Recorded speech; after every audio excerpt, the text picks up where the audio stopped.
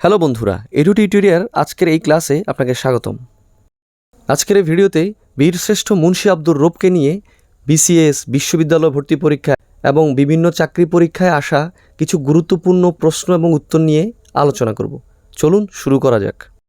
মুন্সী আব্দুর রৌফ কোন জেলায় জন্মগ্রহণ করেন? এটা খুবই গুরুত্বপূর্ণ এবং কমন একটি প্রশ্ন। উত্তর ফরিদপুর জেলায়। পরের প্রশ্ন খুবই গুরুত্বপূর্ণ একটি প্রশ্ন, যেটা বিসিএস কিংবা বিভিন্ন পরীক্ষায় সবচেয়ে গুরুত্বপূর্ণ প্রশ্ন।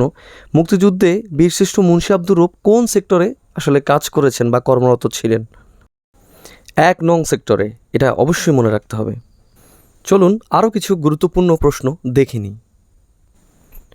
মুন্সী আব্দুর রৌফ কর্মরত ছিলেন উত্তর ইপিআর। আব্দুর রৌফের পদবি ছিল ল্যান্স নায়েক। চলুন আরও কিছু প্রশ্ন দেখা যাক। মুন্সী আব্দুর রৌফ মূলত কিসের দায়িত্বে ছিলেন? এলএজি চালক হিসেবে।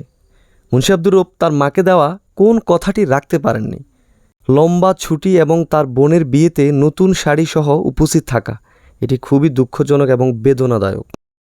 তো বন্ধুরা, আমাদের এই ভিডিওটি ভালো লাগলে অবশ্যই কমেন্ট করে জানাবেন, আর অন্যকে জানানোর সুযোগ করে দিতে অবশ্যই শেয়ার করবেন। অসংখ্য ধন্যবাদ।